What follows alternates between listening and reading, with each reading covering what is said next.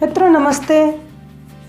मित्रों, मैंने पूर्व वीडियो में जैसे आप सबको बताया था कि बहू जब अपने परिवार से ससुराल आती है तो वहाँ की परंपराएं, वहाँ का खान पान, वहाँ की रहन सहन, वहाँ की व्यवस्थाएं, वहाँ का व्यवहार, सब कुछ उसको नया मिलता है।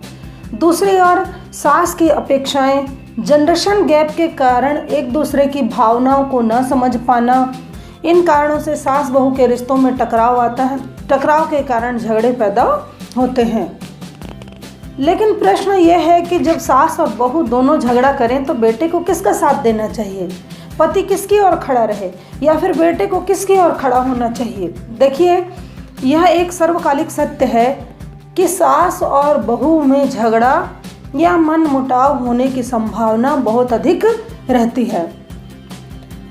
तो आइए, सबसे पहले जो बेचारे पति हैं, जो समझ नहीं पाते हैं कि हम माँ की तरफ रहें कि पत्नी की तरफ रहें, उनके लिए कुछ सुझाव हैं, कुछ उपाय हैं। अगर वे उन्हें अपना लेते हैं तो उनका गृहस्थ जीवन अवश्य ही सुखमय बन जाएगा और पत्नी और माँ दोनों को वो अच्छे से खुश रख पाएंगे।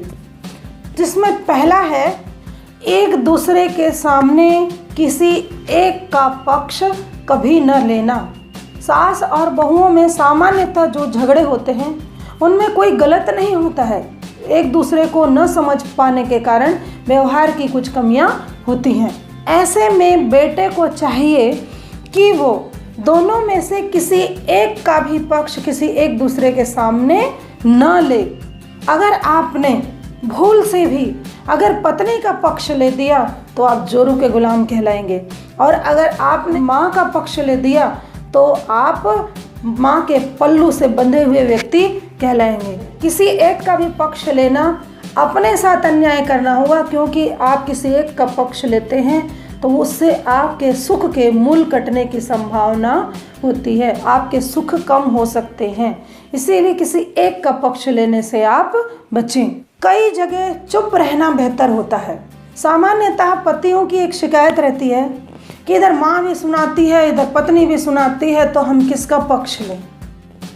तो उसके विषय में तो यही कहना चाहूँगी, पत्नियाँ और माँ जो होती हैं वो केवल आपको सुनाना चाहती हैं। वो सुना करके अपने दिल की भड़ास निकालना चाहती हैं। उनका बिल्कुल ऐसा उद्देश्य नहीं रहता कि उनकी बात को आप क्रियान्वित करें या तुरंत एक्शन लें।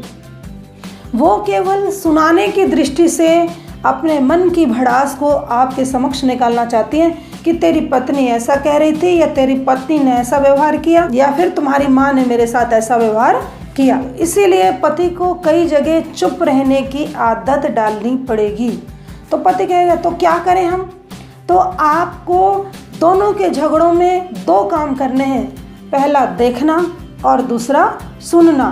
देखने और सुनने के बाद तीसरा जो काम करना है वह है शांत मन से दोनों के व्यवहारों का निरीक्षण।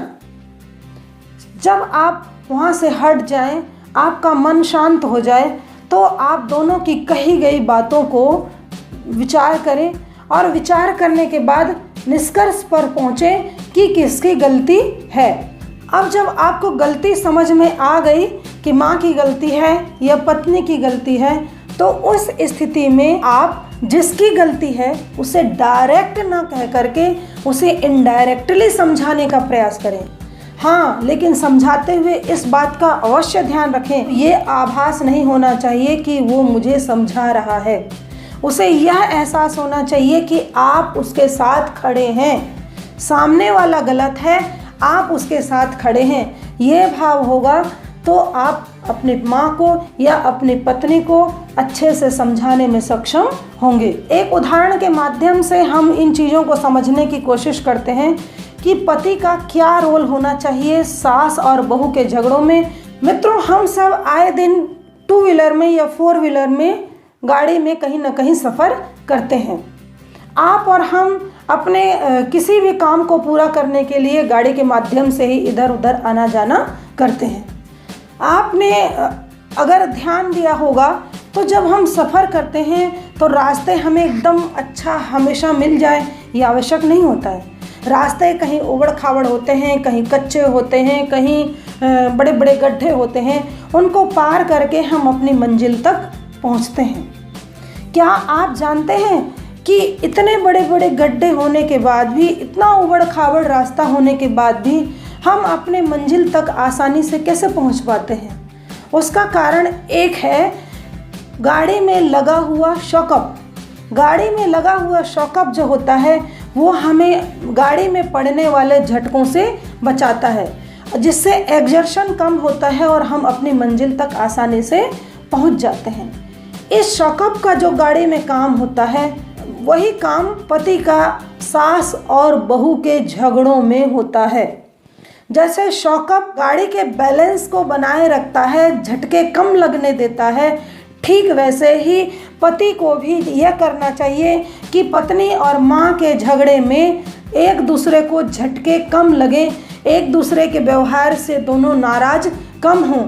उन्हें कैसे झटके कम लगें, वे कैसे अपने गृहस्थ जीवन को अच्छे से चला सकें, कैसे सब अब एक परिवार में रह करके खुश रहें, ये पति का काम होना चाहिए।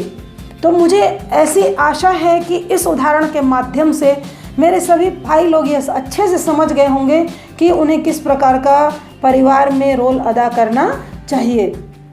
बस आप शॉकअप का काम करते रहिए और देखिए आपके परिवार के कैसे बड़े बड़े झटके, बड़ी बड़ी मुसीबतें कैसे सरलता से हल हो जाती हैं और आपका जीवन, आपके परिवार का जीवन कैसे खुशहाल बन जाता है, कैसे आपका परिवार खुशहाल हो जाता है, कैसे आप खुशी खुशी अपने गृहस्थ जीवन को जीने लगते हैं।